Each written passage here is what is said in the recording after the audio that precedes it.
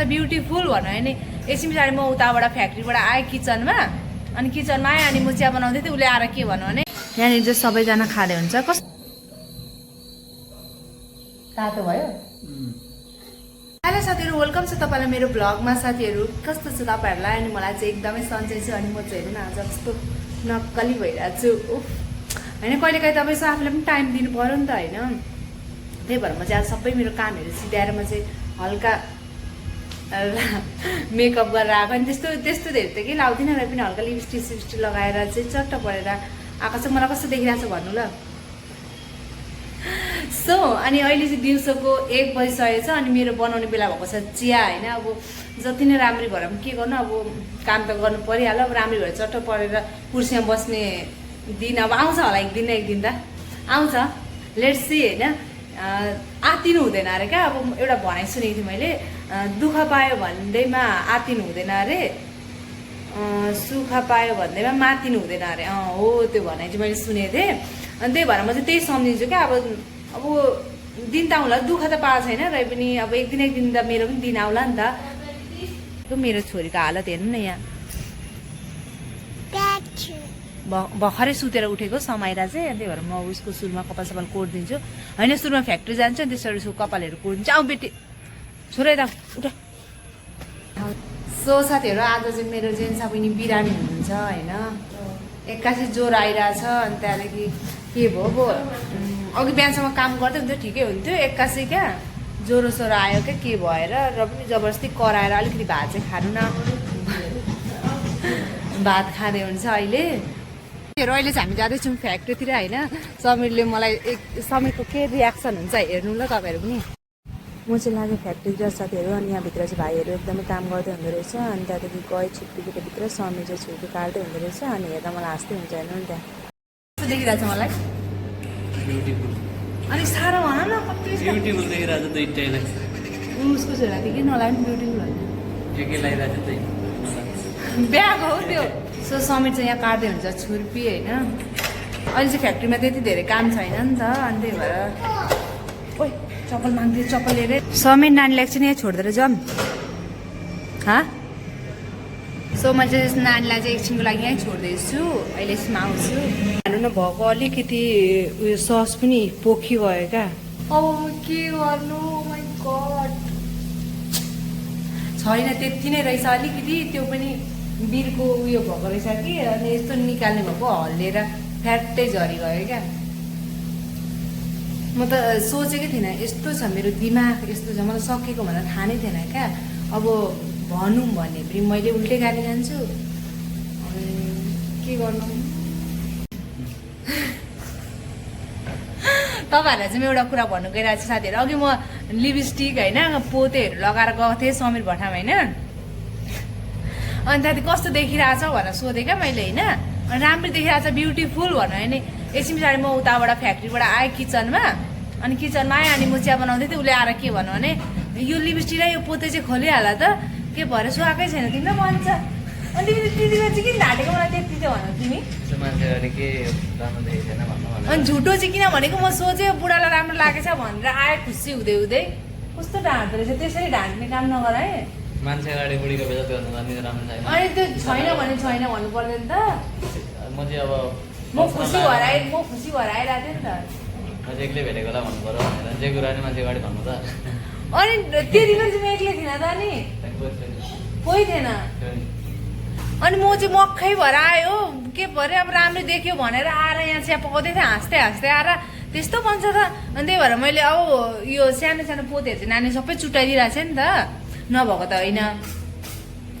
हाम्रो कुरा सुनेर सोनम भाइ हाँस्दैछ मुसु मुसु मेरो छोरी चाहिँ यहाँ अड्की छ हेर्नु न म त अब जान्दिनँ किन यहाँबाट झरेको त अनि झर्ने कहाँ झर्ने भुइँमा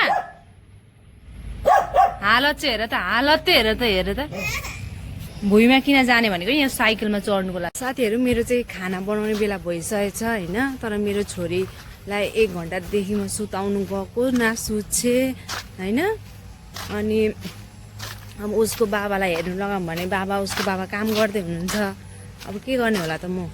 बाबा चाहिँ लुगा धुँदै हुनुहुन्छ यहाँनिर समीर चाहिँ लुगा धुँदै हुनु। अब म कसरी गर्ने काम न भुइँमा राख्यो भने हेर्नु ल यसको रियाक्सन। तर यहाँ त मान्छे होला है। भनेको नि यहाँनिर पानी खेल्न पाउँछु भनेर।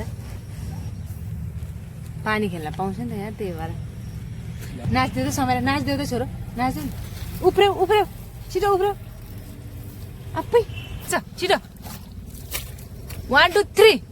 आज चाहिँ हामीले बेलुका खाना नखाने खिर खाने भनेर सबैलाई मतलब डिसाइड गरेको थियौँ। मैले सबैलाई सोधेँ अनि त्यहाँदेखि मैले चाहिँ अगाडि नै दुध बसाइसकेको थिएँ होइन, चामल पनि लगाइसकेको थिएँ। अनि यो चाहिँ के हो खिर मिक्सर हो कि के हो थाहा छैन।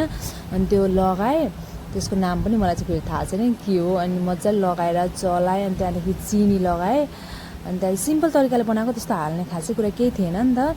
अनि बेलुका अब दुध जति प्रशस्तै छँदै थियो, अनि त्यही भएर खाम न त भनेर अनि मैले चाहिँ बढाएको, कति भात मात्रै खानु भनेर होइन।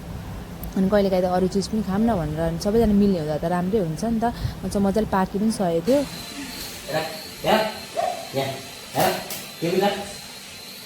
हेर नि लुगा चाहिँ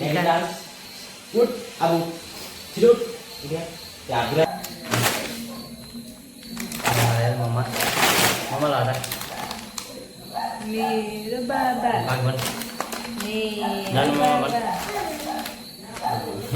मेरो बाबा हो, मेरो बाबा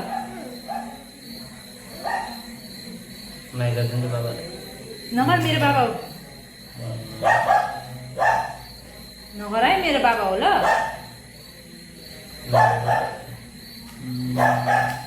मेरो बाबा ला ला ला भेट्यौ भेट्यौ। यहाँनिर सब्जी बनाएको छु होइन आलुको। म चाहिँ यहाँनिर पस्किनुको लागि तयारी गर्दैछु होइन। सबैजनालाई बोलाइसकेको थिएँ, त्यही भएर टक्क लगाएर हामी चाहिँ अहिले धेरैजना छैनौँ, 6-7जना मात्रै छु। तीमाथि पनि मेरो बुढाले चाहिँ खानुहुन्न, खिर मन पर्दैन क्या। र पनि त्यहाँदेखि हामी फाल्टु चाहिँ 6जना मात्रै। अनि त्यही भएर मैले सबैलाई पस्केँ, अनि सबैजना सँगै मिलेर खाऊँ न त भनेर। मलाई चाहिँ केही खानेकुरा बनाउँदाखेरि चाहिँ सबैजना मिलेर खाऊँ त्यस्तो लाग्छ क्या, मेरो सानैदेखि त्यस्तै बानी क्या।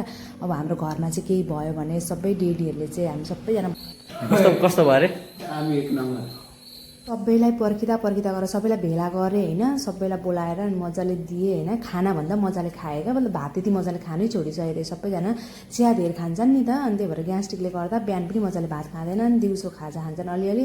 अनि त्यहाँदेखि अनि मजाले खाएँ आज खिर चाहिँ, मलाई पनि खुसी लाग्यो होइन। त्यसरी खा साथीहरू मैले चाहिँ खिर बनाइसकेँ होइन। अरू सबै चाहिँ खाएर गइसक्नुभयो। मेरो बुढालाई टेस्ट उसलाई चाहिँ खिर मन पर्दैन, र पनि अलिकति आधी चम्ची भए पनि खाउँ न त। मैले बनाएको छैन घिउ हालेको चाहिँ। सो म चाहिँ उसलाई टेस्ट गराउँछु, अनि त्यस पछाडि मात्रै म खान्छु ल।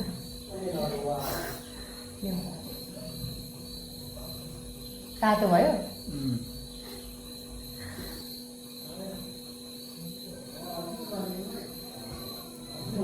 साथीहरू। आजको भिडियोमा त्यस्तो खासै केही थिएन होइन। र पनि तपाईँहरू जसले यहाँ यति अन्तिमसम्म हेरिदिनु भएको छ उहाँहरूलाई धेरै धेरै धन्यवाद।